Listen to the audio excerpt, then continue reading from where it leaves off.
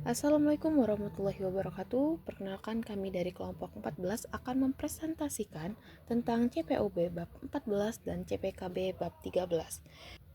Adapun anggota di kelompok 14 ada Nazwa Faksria dengan NIM 123260023 dan Dinda Yunafisa dengan NIM 123260069. CPOB bab 14 berisikan tentang penolakan dan penggunaan ulang bahan, yang dimana terdiri dari penolakan, pengolahan ulang, pengerjaan ulang, perolehan kembali bahan dan pelarut, serta pengembalian. Penolakan itu, jika barang gagal standar, segera kasih label. Biasanya dikasih warna merah dan dikurung atau dikarantina agar tidak tertukar. Lalu ada pengolahan ulang, yaitu mengulangi langkah yang sudah ada di buku panduan standar. Lalu ada pengerjaan ulang, yaitu menggunakan cara baru atau beda yang tidak ada di prosedur standar karena produk rusak parah. Selanjutnya ada perolehan kembali bahan dan pelarut, yaitu mengambil sisa-sisa bahan atau pelarut dari sisa proses. Terakhir ada pengembalian, yaitu ada barang yang sudah keluar lalu balik lagi ke pabrik. Contoh kasus penyimpangan CPOB yaitu dalam kasus produksi bahan aktif obat tradisional ditemukan hasil uji mutu di luar spesifikasi. Industri belum memiliki prosedur penanganan penyimpangan yang jelas sehingga batch tersebut tidak langsung dikarantina. Investigasi tidak dilakukan secara sistematis dan dokumentasi penanganannya belum memadai. Penyimpangannya, yang pertama, tidak adanya prosedur baku penanganan hasil uji di luar spesifikasi (OES), serta pengawasan mutu dan dokumentasi belum optimal.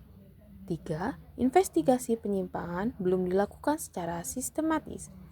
Keempat, risiko terhadap konsistensi mutu produk belum dievaluasi. Solusinya ada 4. Yang pertama, menyusun prosedur penanganan penyimpangan dan OOS sesuai CPOB atau CPOTB. Yang kedua, memperkuat sistem pengawasan mutu dan dokumentasi produksi. Yang ketiga, melakukan investigasi penyimpangan secara sistematis. Yang keempat, melakukan validasi dan pengendalian mutu untuk menjaga konsistensi kualitas produk. CPKB bab 13 mengatur tentang penanganan keluhan dan penarikan produk kosmetik. Di mana penanganan keluhan tersendiri berupa laporan ketidakpuasan konsumen terkait cacat produk atau efek yang tidak diinginkan. Harus ditunjuk personel penanggung jawab, yaitu penanggung jawab teknis, di mana penanggung jawab teknis ini berwenang untuk mengidentifikasi, evaluasi, dan investigasi keluhan, kemudian memberikan tanggapan kepada pelapor, mengelola penarikan produk bila diperlukan, dan menyediakan prosedur tertulis terkait penanganan keluhan, dan menyatat keluhan dan diinvestigasi secara rinci. Untuk contohnya sendiri seperti konsumen yang melaporkan krim wajah berbau tidak normal dan berubah warna setelah dibuka. Laporan ini akan diterima oleh bagian layanan pelanggan dan diteruskan ke penanggung jawab teknis. Keluhan akan dicatat lengkap terkait nama produk, nomor batch, tanggal produksi, dan keluhan. Tindak lanjut keluhan di mana berupa evaluasi terkait kemungkinan keterkaitan dengan batch lain. Tindak lanjut teknis ini berupa bahan baku, bahan kemasan, proses produksi, penyimpanan, dan distribusi.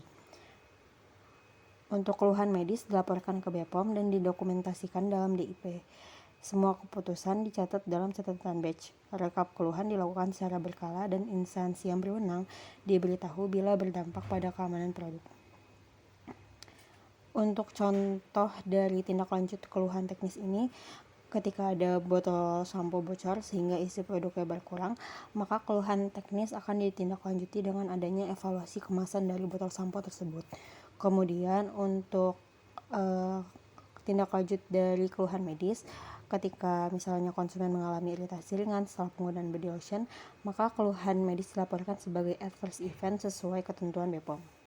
Untuk poin penarikan produk, di mana penarikan sendiri merupakan proses menarik produk cacat dari peredaran yang akan disediakan sistem dan prosedur tertulis penarikan, kemudian penanggung jawab teknis mengordinasikan penarikan, dan penarikan akan dilakukan sesuai peraturan BPOM.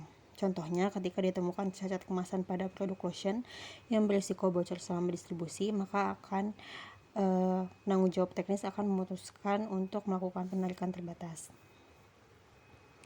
Kemudian untuk pelaksanaan penarikan, data distribusi produk itu harus tersedia, proses penarikan dicatat dan dibuat laporan akhir, dilakukan rekonsiliasi jumlah produk, efektivitas penarikan harus dievaluasi secara berkala, kemudian akan dilakukan simulasi penarikan atau mock recall, dan produk ditarik, disimpan terpisah dan aman.